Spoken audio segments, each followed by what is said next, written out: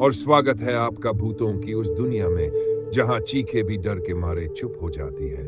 यह है भूत की कहानी 33, एक ऐसा स्थान जहां हर रात एक नई रूह अपने डर की दास्तान सुनाने आती है। एक ऐसा अंधेरा जहां रोशनी जाने से डरती है, और एक ऐसी खामोशी जहां हर साया कुछ कहता है। तो अगर आप हिम्मती हैं और सच्चे डर से मिलने की चाह रखते हैं तो दरवाजा बंद कर लीजिए, पर्दे गिरा दीजिए और अपने बिस्तर में इस तरह लिपट जाए जैसे कोई आपको छू न सके, क्योंकि अब आप प्रवेश कर चुके हैं उस जगह जहां से लौटकर कोई वैसा नहीं रहता जैसा पहले था। सांसें धीमी कर लो, दिल की धड़कनें थाम लो, क्योंकि अब शुरू होती है सच्ची, डरावनी, रूहानी कहानी। भूत की कहानी 33 में, जहां डर सिर्फ कहानी नहीं, हकीकत है। कहानी शुरू होती है। रात के 2 बजे का वक्त था जब मेरा ट्रक सतपुड़ा की पहाड़ियों में चल रहा था।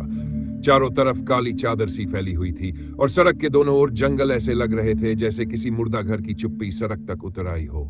मैं यानी श्याम सिन्ही, पेशे से एक ट्रक ड्राइवर, और साथ था मेरा खलासी रघु, जो पिछली सीट पर खर्राटे मार रहा था। लेकिन मेरी आंखों में नींद नहीं थी, क्योंकि उस दिन जाने क्यों मन बहुत बेचैन था। कुछ अजीब सा एहसास हो रहा था, जैसे किसी ने बहुत दूर से मेरी रूह को छू लिया हो। तभी अचानक मोड़ पर एक पतली सी सफेद साड़ी में खड़ी दिखी, बाल खुले हुए और चेहरा झुका हुआ। मैंने ब्रेक मारा और खिड़की से पूछा, बहन जी कहाँ जाना है? उसने गर्दन उठाई और कहा, गांव के आगे वाली नदी के पास छोड़ दो, रात में अकेले जाने से डर लगता है। उसकी आवाज जैसे बर्फ में डूबी हुई थी, बहुत धीमी और ठंडी। मैंने दरवाजा खोल दिया और वो चुपचाप बैठ गई, लेकिन मुझे न जाने क्यों उसकी आंखों में अजीब सी गहराई दिखी, जैसे उसमें कोई सदियों से सोया हुआ दर्द हो। रघु अभी भी सोया था और ट्रक फिर चल पड़ा। लड़की का नाम पूछने पर उसने कहा, रंजीता, और फिर चुप हो गई। रास्ते भर मैं उससे कुछ पूछता रहा, लेकिन वो कभी कभी सिर्फ हाँ या नहीं में जवाब देती। लेकिन उसकी मौजूदगी मुझे बहुत सुकून देती थी, जैसे मैं अकेला नहीं हूं, जैसे मेरी रूह के अंदर कोई जिंदा हो गया हो। जब हम नदी के पास पहुंचे तो उसने कहा, यहीं रोक दो। और जैसे ही मैंने ट्रक रोका और मुड़कर देखा तो सीट खाली थी। मैं चौंक गया, झट से नीचे उतरा, चारों तरफ देखा, लेकिन वो कहीं नहीं थी, जैसे हवा में घुल गई हो। मन में डर और हैरानी दोनों थे, लेकिन मैंने सोचा शायद नींद का असर हो। अगली सुबह जब मैंने ये बात रघु को बताई तो उसने कहा, मैं तो पूरी रात जाग रहा था, मैंने कोई नहीं देखा। मैं चुप हो गया, लेकिन मैं रंजीता की छवि गहरी बैठ गई। अगले 3 दिन तक ट्रक दिल्ली की तरफ रहा, और जब लौटकर उसी पहाड़ी रास्ते से फिर गुजरा तो रात के 3 बजे वही मोड़, वही लड़की, वही सफेद साड़ी, वही झुकी आंखें और वही आवाज, नदी के पास छोड़ दो। मैं फिर उसे ट्रक में बैठा लिया और इस बार मैंने कोई सवाल नहीं किया। मैं बस चाहता था कि ये रास्ता लंबा चले, वो मेरे पास रहे। उसकी ठंडी मौजूदगी अब डर नहीं देती थी, बल्कि एक मोहब्बत सी महसूस होती थी। वो फिर नदी के पास उतर गई और गायब हो गई। ये सिलसिला कई हफ्तों तक चलता रहा।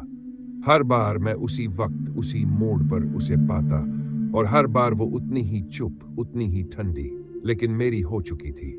मैं उससे प्यार करने लगा था। एक रात मैंने उससे कहा, तुम कहीं भाग चलो मेरे साथ, अब सिर्फ ट्रक में नहीं, जिंदगी में रहो। उसने मेरी आंखों में देखा और बोली, मैं रहना चाहती हूं, लेकिन तुम्हें सच जानना होगा। मैंने कहा, जो भी हो मुझे मंजूर है। उस रात वो ट्रक से नहीं उतरी, वो मेरे साथ पूरे रास्ते रही। और जब ट्रक एक ढाबे पर रुका तो मैं नीचे उतरा और वापस आया तो देखा कि रघु कांप रहा था। उसका चेहरा पीला पड़ चुका था। उसने कहा, भाई तेरा दिमाग खराब हो गया है क्या? तू जिस सीट पर उसे बिठाता है वहां कुछ नहीं होता। तू खुद से बातें करता है, हंसता है, रोता है, तुझे कुछ दिखता है जो मुझे नहीं दिखता। मुझे गुस्सा आया, लेकिन मन में डर भी समा गया। उसी रात मैंने एक मंदिर में जाकर एक बाबा से बात की। उन्होंने पूछा, क्या वो सफेद साड़ी में होती है? मैं चौंक गया। उन्होंने कहा, उसका नाम रंजीता था, वो सतपुड़ा की तलहटी के गांव की थी। 25 साल पहले उसी नदी के पास उसकी बारात जा रही थी जब ट्रक से एक्सीडेंट हुआ और वो खाई में गिर गई। सब मर गए, लेकिन उसकी लाश नहीं मिली। तब से वो रात के उस मोड़ पर खड़ी रहती है जहां उसे आखिरी बार जीते हुए देखा गया था। मेरे पैरों के नीचे से जमीन खिसक गई। बाबा बोले, तू बचा रह सकता है अगर पीछे हट जाए, लेकिन अगर आगे बढ़ा तो वो तुझे अपने साथ ले जाएगी हमेशा के लिए। मैंने बाबा की आंखों में देखा और कहा, मैं उसे खो नहीं सकता, चाहे वो आत्मा हो या इंसान, मेरा दिल उससे जुड़ चुका है। बाबा ने एक लंबी सांस लेकर कहा, तो फिर अगला चांद जब उस नदी के ऊपर चमके तब उसे छूना। अगर वो आई तो तुम्हारा प्यार सच्चा है, वरना तू भी अधूरा रह जाएगा। उस रात मैंने ट्रक उस जगह रोका और चुपचाप बैठा रहा। रात के 3 बजे वो आई, पहले की तरह चुप चुकी हुई। मैंने कहा, आज नहीं जाने दूंगा। उसने कहा, तो चलो मेरे साथ। मैंने हाथ बढ़ाया और उसने हाथ थामा।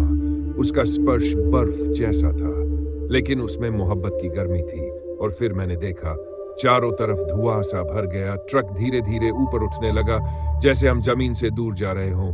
और फिर मुझे कुछ याद नहीं। अगली सुबह लोग कह रहे थे कि एक ट्रक खाई में गिर गया है। 2 लाशें मिली, एक ड्राइवर की और एक लड़की की, लेकिन पहचान नहीं हो पा रही थी क्योंकि चेहरा नहीं था।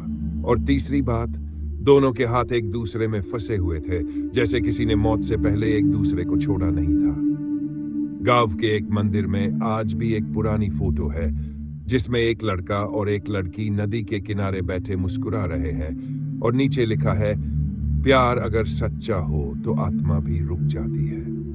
लोग कहते हैं कि रंजीता अब उस मोड़ पर नहीं मिलती और मैं भी नहीं दिखता, लेकिन जो रात के 3 बजे वहां से ट्रक लेकर गुजरता है, उसे कभी कभी 2 परछाइयां दिखती है, एक लड़का एक लड़की, और ट्रक के पीछे लिखा होता है, प्यार अमर है।